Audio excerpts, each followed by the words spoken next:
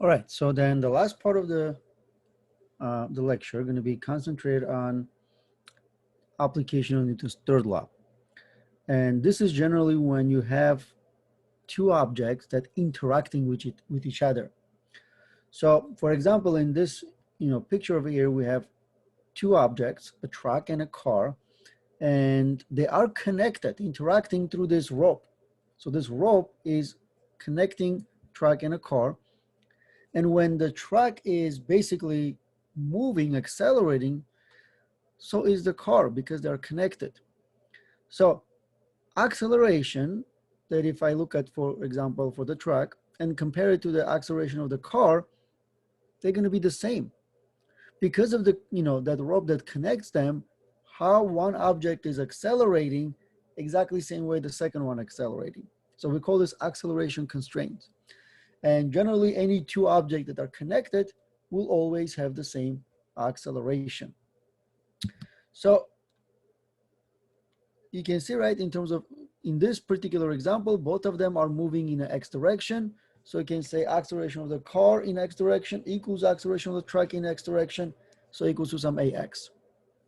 But in a way, we're going to see that it doesn't even matter. Even if two objects are moving in two different directions, as long as they're connected, they can be considered to be moving with the same acceleration. That means if they start from rest, both of them, and start accelerating, then because their acceleration is the same, at any instant their velocities will be the same. How much distance they cover will also be the same. Okay, that means I can generally take this and make that ax as acceleration of the system. So I can say my system has one constant acceleration, and we can even sort of like, let's say, drop all the subscripts for all the objects. This becomes very useful when you calculating acceleration of the system of connected objects. Here's an example of that. And this is basically a standard problem in physics. You have two blocks connected by a rope. So you have block A on a horizontal axis, block B on a vertical axis, and then there is a rope or a string going over a pulley and connects them. Now, there are several things we're going to have to, assume about the system. And those are, basically dealing with mostly in terms of the rope and a pulley. Okay, but for now, think like this. So you have A and B starting from rest. And for example, you're holding the system at rest, and then you let go, and then the system is going to accelerate to the right for A and down for B. And we're going to, let's say, assume for now that there is no friction. So the friction is, negligible, so we can ignore that. So then block A and B will have same acceleration, even if though you can see that they're in opposite directions. One is vertical, the other one, not opposite, but different, directions. One is horizontal, the other one is vertical, but still their magnitude is exactly going to be the same, even if their motion is completely different. A is moving in a horizontal direction, B is moving in a vertical direction. So technically then you can say that one is horizontal, the other one is vertical, and even in a negative direction, but their magnitudes will always be the same. Okay, so few important simplification assumptions that we have to do. If you have two objects that are connected by a string, for example, then think like this. So I'm going to be looking at this system over here. So this system consists of two blocks, A and B, and technically a string that connects those two. Now, if I have a force acting on block B, so then that block B is then being pulled to the right, because block B technically connected to the block A by a string. And in a way, what you have is that you have a B, you have string, and you have A. All of the three then going to be then accelerating to the right. So this force, though, acting only on the, on block B. So then how is block A then accelerating because of that? Well, because of the string, right? String connects the A and B. So then what we can say here is this. So there's an acceleration for the block B, acceleration for the block A, and then technically acceleration for the string, because, all three of them accelerating. Now, all three of them will be accelerating if you assume that, there is a mass of block B, there is mass of block A, and there is a mass of string. But if we're doing that, then in a way, what I have here is this. So think like this. If I have A and B like this, and I have the string connecting them, if I assume that all three of those things have mass, that means A, B, and string, then the tension acting on, block A and the tension acting on block B will not be the same. Will not be the same because of action reaction. See, this is the force that string exerts on A. Well, but at the same time, this is the force that A exerts on string, right? Action reaction. So this is the force that string exerts on B. But then this is the force that B exerts on the string. That means string is technically being pulled in two different directions by A and B. Now, if that's the case, then I can say then TBS, which is B on S, minus TA on S, then equals mass of the string times acceleration. What this gives me is that then those two forces are not equal to one another, right? The tensions. That means TBS, right? B exerting on string equals to then mass of the string times acceleration, then plus TAS. That means they are not equal to one another. Okay, which makes our life a little bit complicated, even though this is, technically true. Which means that if I'm taking this as a system and I'm looking at, for example, A and B, block A and then block B, then the tension in A acting on A and then tension acting on B are not equal to one another. Okay, which makes my life a little bit more complicated. But here's the thing. Generally, what I have here is this. When I'm looking at this difference, TB, on the string minus TA on the string equals mass times string times acceleration.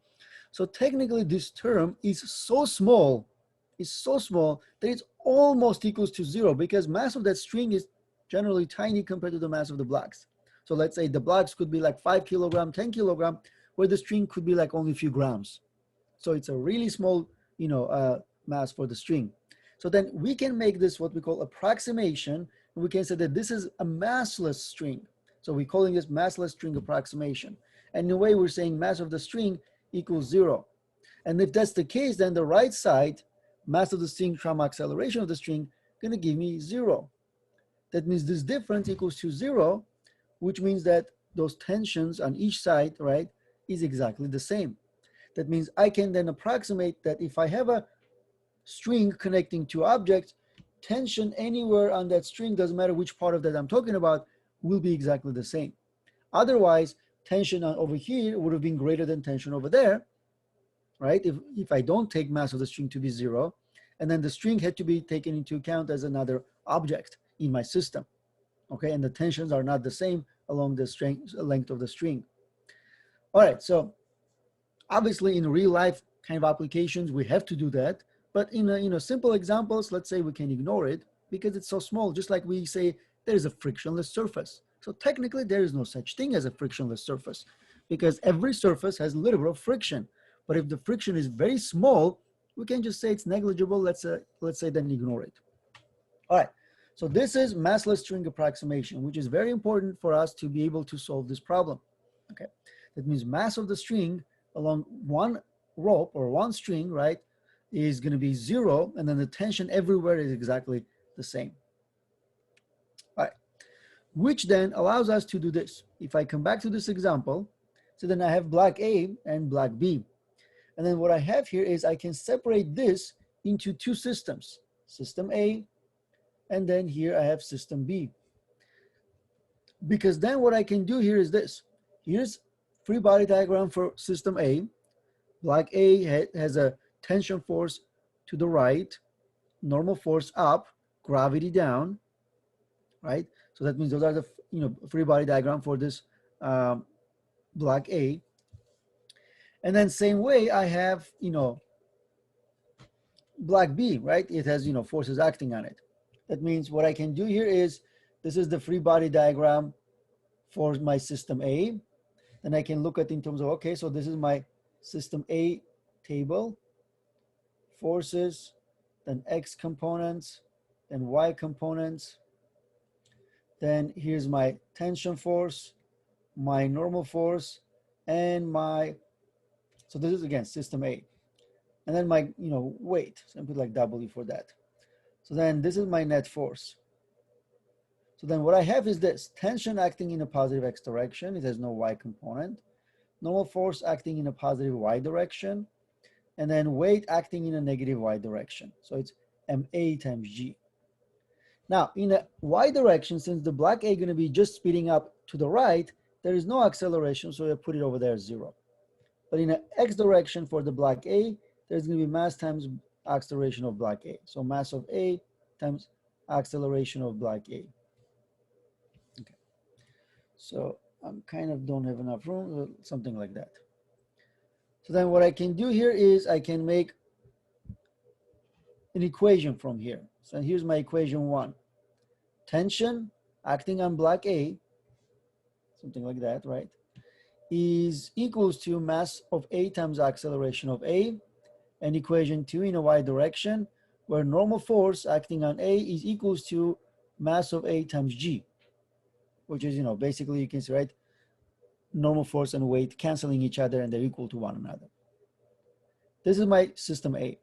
My system B is, this guy over here. So here's a free body diagram for that. And I can see that, so technically if I'm doing the force table for this, it's just tension on B and then weight of B, right? So then this is, let's say, net force on acting on B. So none of them acting in X direction, but both of them acting in a Y direction. Now here's what we do. This system going to be speeding up. So this is acceleration of A, which is to the right. And here's acceleration of B, which is down. That means down is the direction of the motion for block B. So I'm going to then take down to be my positive direction. I'm going to say down is my positive Y, which means then the tension which is acting up is going to be negative. Weight which is acting down going to be positive. Because now I can say that when I put this mass of mass of B and acceleration of B, I can say then this term is also positive because an acceleration is positive because it's in the positive direction that I chose. So from here I get equation 3, which is negative tension acting on B plus MBG, right? Weight of G, weight of B, then is equals to MB times A, B, like that. That means I have equation 1, equation 2, which is in a vertical direction for the block A, and then equation 3, which is the vertical direction for block B. And block B only has vertical direction, so I get 3 equations in my, let's say, in my system. So and then I'm combining system A and B right together into these 3 equations. Now, remember, one thing you should have is when you have 2 systems, you should have something that connects them. And you can see, right, something that connects them is the tension in the string, okay? It's the tension in the string. One other thing we do here is, besides the massless string approximation, we also assume that pulley is also massless. Because then if the pulley is massless, so this guy, if it's massless, then it doesn't affect the motion in any way. That means it's basically just, it's not even rotating. So it's just there to, have the string to go over it. So that's it. And I end up with this equation. So technically then in any of this type of problems, you're gonna have sort of like, let's say, 4 unknowns or 4 variables. Mass of your block A, mass of your block B, tension, and acceleration. Because if I'm using massless string approximation, then TA is equals to TB, and acceleration of A is equals to acceleration of B. That's using the acceleration constraint. That means that's why I have only 1 T and only 1 acceleration, because the system gonna have 1 acceleration and the tension in the string everywhere is gonna be the same. That means I can come back to this equation, then I can, let me write down over here. Then I can have just 1 tension and 1 acceleration and just drop the subscripts. So think like this. So I have equation 1, T is equals to mass of A times acceleration. And then here's the thing, equation 3, which is the other thing that I'm really interested in, is the, you can say that mass of B times G minus tension equals mass of B times acceleration. because this two equation, 1 and 3, then gives you a way of solving those variables. See, I have MA, MB, tension, and acceleration. And generally, when I have a problem like this, I will always be giving you 2 out of those 4, and then with those equations, you can solve the other 2. For example, if I give you mass A and mass B, and then you need to solve for the tension and acceleration. So how do we solve tension and acceleration? Well, remember, I have 2 equations, 2 unknowns. Well, that's good enough for me. So 2 equations, 2 unknowns. The best way to do here, you can add those 2 equations to one another. See, if I'm adding those 2 equations, for example, if I'm adding those 2 equations, then I add the left sides, which is T plus MBG minus T. Well, which means the T's cancel out. So then what I end up with here is this MBG equals, then adding the right side, MA plus, so MA times acceleration plus MB times acceleration. So I end up with this, MB plus MA times acceleration, because acceleration is a common factor for both of them. Now, what I do with this? Well, I divide both sides by the, the sum of the masses. Then I can solve for acceleration. Acceleration then equals to MBG divided by MA plus MB. Then you can see, right, all I need to know here is mass A and mass B to solve for the acceleration. That's it. I solve for acceleration using this equation, which I derive by combining equation 1 and 3. Then what do I do next to solve for tension? Well, if I have acceleration, then I can come back to, let's say, this equation 1, which says tension equals mass of A times acceleration, and just solve for that. Because let's say if I have mass of A, I just calculated acceleration using this equation and just come back and solve for tension. And that's what we do. We break the system down into 2, system A, system B, 2 systems. Then we solve for those 3 expressions, right? Equation 1, 2, and 3. And then after that, we use those 3 equations to solve any of these 4 variables. So that's why. So technically, your goal is to set up those equations.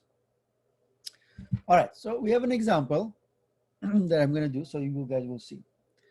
Okay, so you can see, right, since tension is the same on for both of them, we can draw the simplified free body diagram on the right below. You can see that, right, for each one of them. So this was basically free body diagram for A, free body diagram for B. And then because the action reaction forces, TB on A and TA on B, we can then say they're exactly same magnitude. So they are basically the same. Okay. Again, we are assuming that string is massless and pulley is massless and frictionless. So those 2 things that don't affect my system. All right, so here's an example. Okay, so, and this one, it's even a little more complicated because the block, the second block, right, for example, is not on a horizontal, surface, but actually on an incline. All right, so let's see how we can approach something like this.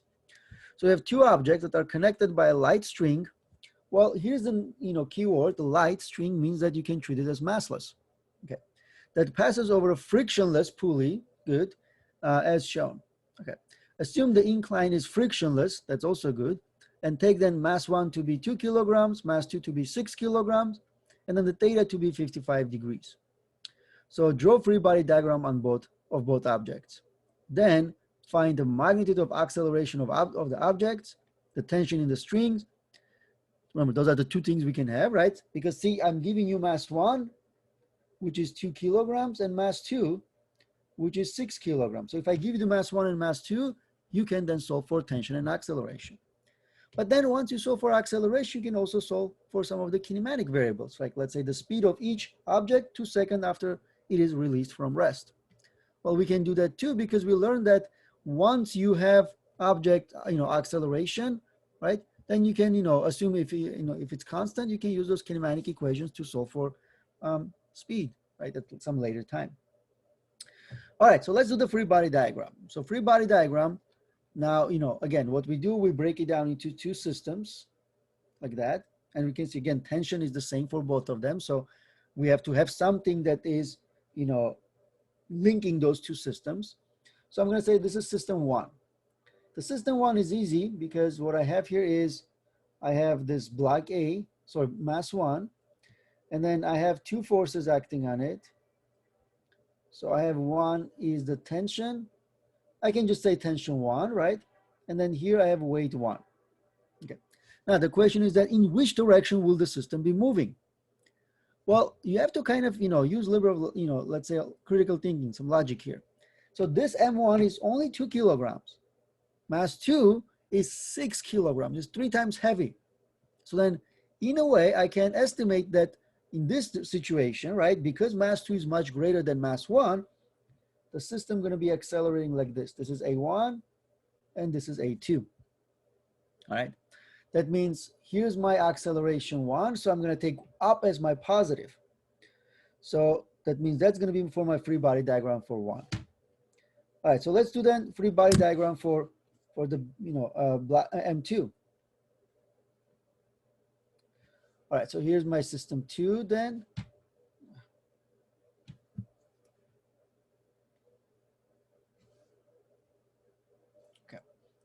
So for 2, then I have an incline like this.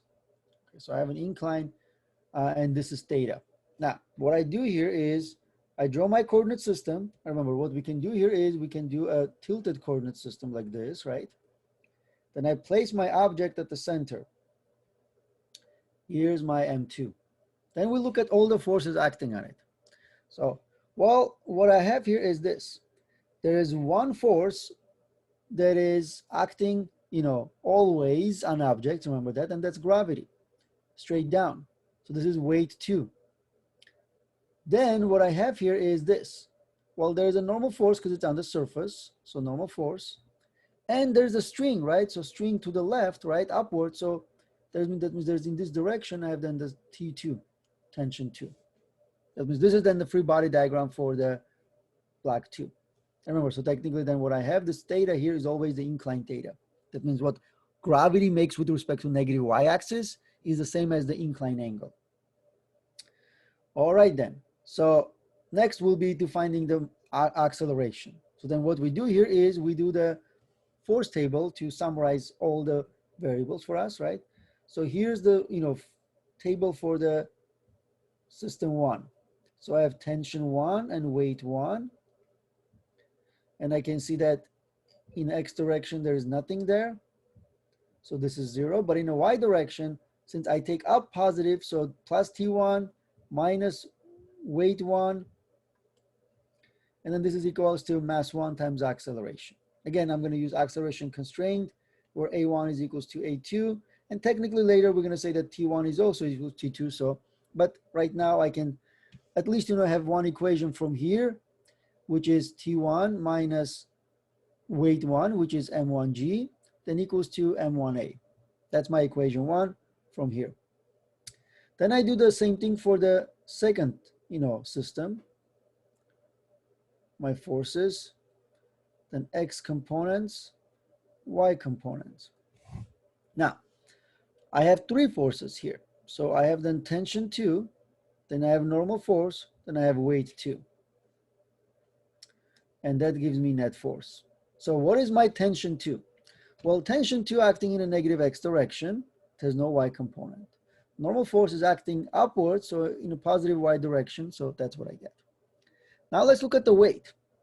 Weight, because this is now an incline, it's not just equals to just mg in a negative y direction. Because you can see, right, my gravity now has components. So I can look at in terms of the y component, and I can look at in terms of the x component of the gravity.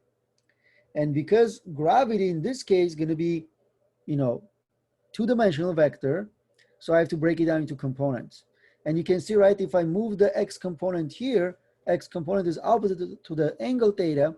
So this is basically m2g sine of theta actually. Then x component, y component is mg, m2g cosine of theta. So with respect to the, coordinate system that I have for the system 2, technically that's a 4th quadrant. So this is positive, but this is negative. X component positive, y component negative. Well, the way I drew my coordinate system makes the black 2 go down along the horizontal only axis. So there is no acceleration in a y direction, but there's acceleration in an x direction. So what we get here, we get two equations from this table. Equation 2 will be negative T1, so negative T2 plus m2g sine of theta, then equals to m2 times acceleration. And equation 3 will be normal force minus mg cosine theta. So technically normal force is equals to mg cosine theta. Now, they equal in magnitude, opposite direction, so they cancel each other. All right, so what do we do here? Well, we take this equation 1 and 2 together, and we can say, right, so T1 minus m1g equals m1a. This is equation 1. Then equation 2, negative T2 plus m2g sine of theta equals m2 times a. And remember, what we do here is we want acceleration first for part B. So then I add them together, so then it eliminates tension. Since remember, T1 and T2 are the same. So if I add those two equations together, left sides, it cancels the tension. And what I end up with is this, m2g sine of theta minus m1g. And on the right side, I have m1 plus m2 times acceleration. Then acceleration will be equals to, I can factor out g from the left side, so which will be m2 sine of theta minus m1.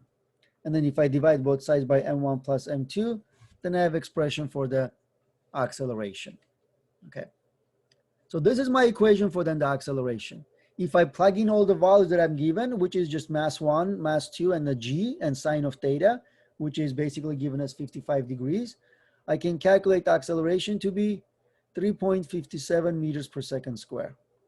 So that's my acceleration of the system. Okay. So then the next, I will need to then go and find tension. How do I find tension?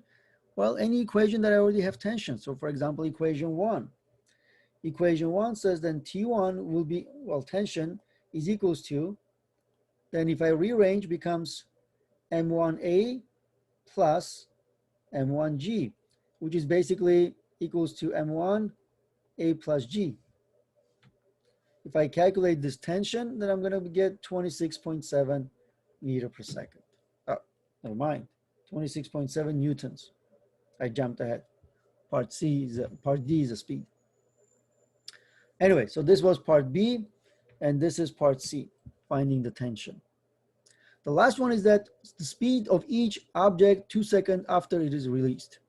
Then it doesn't matter which one I'm using, because both of them, since they start from rest, so we are told, right, that basically they start from rest, right there, right, they start from rest. Then I can say for part D, because I have acceleration, because I have initial velocity, and now I have the time, 2 seconds, I can just say V final for both of them equals V initial plus acceleration times time. Okay, that means just acceleration times time will give me 7.14 meters per second. All right, so that's then the answer for part D. All right, so you can see, right, kind of like, you know, a little more complicated one because there's an incline, but the only difference was technically this guy, right? The X and Y component of the gravity acting for the unblocked M2. Other than that, you know, all the steps are exactly the same. Everything is exactly the same. Same way we found, you know, separated into two systems, got equation 1, 2, and 3, then combined equations where tension and accelerations are, you know, common, right? Use those two equations, and we combined them, eliminated tension, got the acceleration, then went back and solved for the tension. Now, then we also used some of the acceleration to find some of the kinematic variables. All right, so then the last example is, you know, kind of like a famous problem in, you know, in physics known as the Atwood machine, where Atwood machine is a configuration. You have pulley that connects two blocks, but one such that they both only moving in a vertical direction. So a little bit easier than the previous example, for, you know, let's say. So, but what you have here, you have M1 and M2, and if M1 and M2 are exactly the same, the system will be in equilibrium. It will be hanging. As soon as one of the masses are, you know, heavier, then it's going to be accelerating down, then the other lighter one going to be accelerating up. And that's what we have. So in Atwood machine, shown below, M1 equals 2 kilograms and M2 equals 5.6 kilograms. The masses of the pulley and the string are negligible by comparison. That means we can say massless string, massless pulley. Good for us. The pulley turns without friction, which means pulley is frictionless. That's also good. And the string does not stretch. All right. So the lighter object is released with a sharp push that sets it into motion with V initial equals 2.5 meter per second downward. That means technically what we do, we take this lighter, which is M1, and pull it down, right? We pull it down with the initial velocity of 2.15 meter per second. But because the M2 is heavier, eventually it's going to slow down, stop, and the entire system then going to accelerate, in opposite direction. Okay. And you're basically given the configuration. We're taking up positive, down negative. But initially, at least, for example, it's going to be accelerating downward, but then it's going to slow down, stop, and then the older system, because M2 is much heavier, right, going to speed up all the way to the ground, after that point down. All right, that means here's a little bit of twist, basically. Instead of having them start from rest, right, we can just say, okay, so there's an initial velocity of 2.15 meter per second. But in any case, it's basically not going to make a big difference in terms of how we approach that. All right, so we want to know here is this then. How far will M1 descend below its initial level? That means how far it will go starting from here. That means what is this delta Y? And this, I'm not saying like that this is the ground. Basically going from point A to point B until it slows down and stops.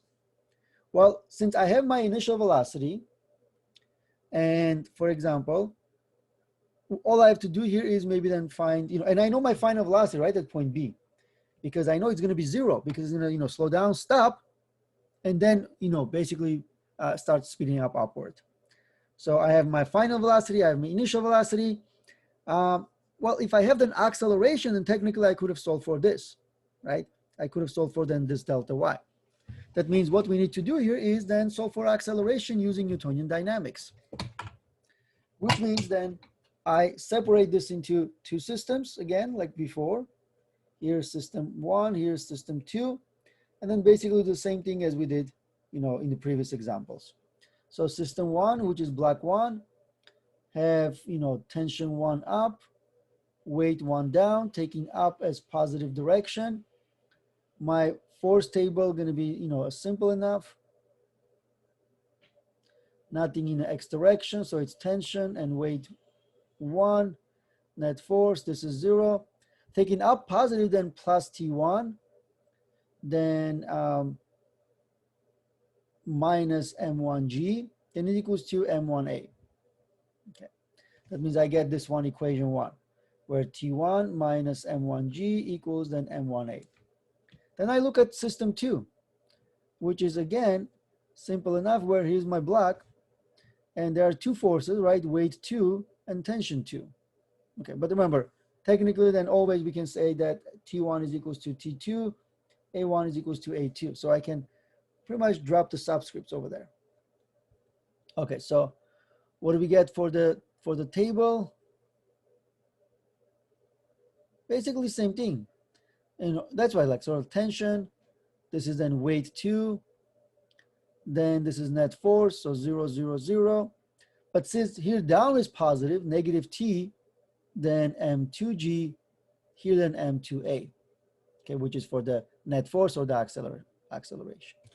So from here I get second equation, which is negative T plus M2G equals M2A. So what do we do? Well, same thing as before. I combine them, add them together, which then gets rid of the tension, because if I add those two equations together, tension gets rid of it. Let's say then I get M2G minus M1G equals M1 plus M2 times acceleration. And then I solve for acceleration, which is G times M2 minus M1 over M1 plus M2. All right, so simple enough, because I have all the mass values, right? I have G, I have mass value, so I can say A is equals to 9.8 times 5.6 minus 2 over 5.6 plus 2, and get acceleration of 4.65 meter per second square. That's now my acceleration.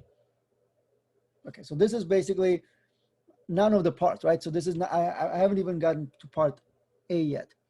So, but I needed that acceleration first. Now, what I can do here, then go to part A and say, all right, so block M1 going to be pushed downward, but there's an upward acceleration, so it's going to slow down and stop. I want to know then how far it will go until it stops. That means I don't even know how long it will take, but I know acceleration, final velocity, and initial velocity. So I can use equation 3, which is v final square equals v initial square plus 2 times acceleration times delta y. And I can solve for this, right? I can solve for that, where delta y is going to be, you know, if I plug in everything, right, going to be v final square minus v initial square divided by 2 times acceleration. Plug in all the values, then we're going to get 0.497 meters. Okay, it's going to be negative technically, right? It's going to be negative because you're going down. So that's then, you know, it's going to go basically roughly half a meter until it stops and then speeds up again, upward. Part B, it says, find the velocity of M1 after 1.8 seconds. All right, so we can do that too. And let's say, I don't know how long does it take for you to go down, stop, and, you know, slow down and stop and then be, you know, projected upward. So, but I can just say V final equals V initial plus acceleration times time, because I have now those things. So it's negative 2.15 meter per second plus 4.65 times then 1.8. Then I still can solve for the speed, which is going to be then 6.22 meter per second, which is at 1.2 seconds later, right? It's going to be then moving upward at 6.2 meter per second. That means how long it takes for it to go down, stop, and project it upward, it's probably like a fraction of a second or something like that, which technically you can calculate if you want to. You're given all the information that actually you have to be able to calculate that. All right. All right, guys, so this concludes chapter 4.